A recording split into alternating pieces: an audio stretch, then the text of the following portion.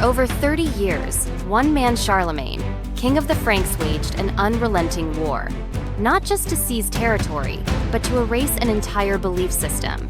His target? The Saxons, a proud, pagan people of northern Germany.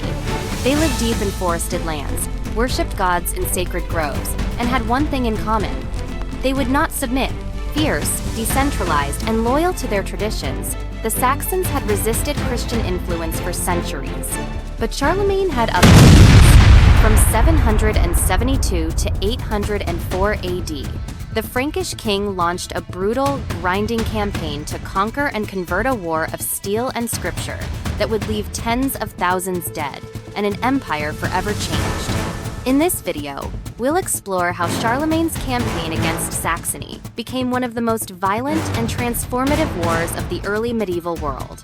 Long before the clash with Charlemagne, the Saxons were a powerful force in northern Europe. They weren't a single kingdom, but a collection of independent clans and warrior bands, united by language, culture, and fierce devotion to their pagan gods. Their religion centered around sacred groves, seasonal rituals, and icons like the Erminsula Holy Pillar believed to connect heaven and earth. They lived in what is now northern Germany, a land of dense forests, rivers, and marshes perfect for ambushes and resistance warfare. For generations, they raided neighboring regions, including Frankish territories, refusing any attempt at political or religious assimilation. To them, conversion to Christianity wasn't just about faith, it meant betraying their ancestors, their gods, and their identity. And to Charlemagne, their refusal wasn't just defiance. It was heresy, treason, a direct challenge to his divine mission as the sword of Christendom. The stage was set for a holy war. Charlemagne didn't just wake up one day and decide to invade Saxony. He saw it as both a strategic necessity and a divine obligation. To the east of the Frankish Empire, Saxony represented a military threat, a land of fierce warriors who had long raided Frankish borders. Conquering them would secure the empire's frontier and bring peace to a volatile region. But more than that, Charlemagne saw himself as God's chosen ruler, tasked with spreading Christianity across Europe. In his mind, the Saxons weren't just rebels, they were pagans defying the will of God. By forcibly converting them, he believed he was saving their souls if it meant killing thousands in the process. Conquest served both his imperial ambition and religious mission.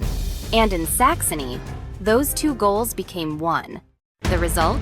A campaign unlike anything Europe had seen since the days of the Roman Empire. It began in 772, when Charlemagne marched into Saxony and destroyed the Irminsul, the sacred symbol of Saxon religion. It was a message. Their gods would fall before his. Over the next several years, Charlemagne led annual invasions, capturing key strongholds and forcing mass baptisms. The Franks won major victories, but peace was fleeting. The Saxons rebelled almost every time Charlemagne left. The most dangerous resistance came from Widukind, a Saxon noble who united the tribes in guerrilla-style warfare. Forest ambushes, hit-and-run tactics, and scorched earth raids plagued Frankish forces. In 782, after yet another uprising, Charlemagne responded with shocking cruelty. At the massacre of Verdun, he executed 4,500 captured Saxons in a single day for refusing conversion, known of the most infamous acts in medieval history. Despite the violence, the Saxons kept fighting, their resolve hardened by every atrocity. Over time, Charlemagne adjusted. He built fortified camps, settled Franks in Saxon lands, and deported rebellious tribes to break their resistance. By 785, Widukind finally surrendered and was baptized, symbolically accepting Charlemagne's authority. But it took nearly 20 more years of uprisings before Saxony was fully pacified. By 804, the region was subdued, its people Christianized, its culture suppressed, its autonomy destroyed. Charlemagne's campaign against the Saxons wasn't just military, it was ideological, and it was brutal. The emperor believed that faith and loyalty could be enforced at the edge of a sword. Nowhere was this clearer than in the Capitulatio de Partibus Saxoniae law code that imposed the death penalty for anyone who refused baptism, practiced pagan rituals, or even failed to fast during Lent. But the most infamous moment came in 782 with the massacre of Verdun, where 4,500 Saxons were executed after a rebellion. To Charlemagne, it was justice. To others then, and know it was a massacre. Historians still debate, was Charlemagne a saintly reformer or a ruthless conqueror?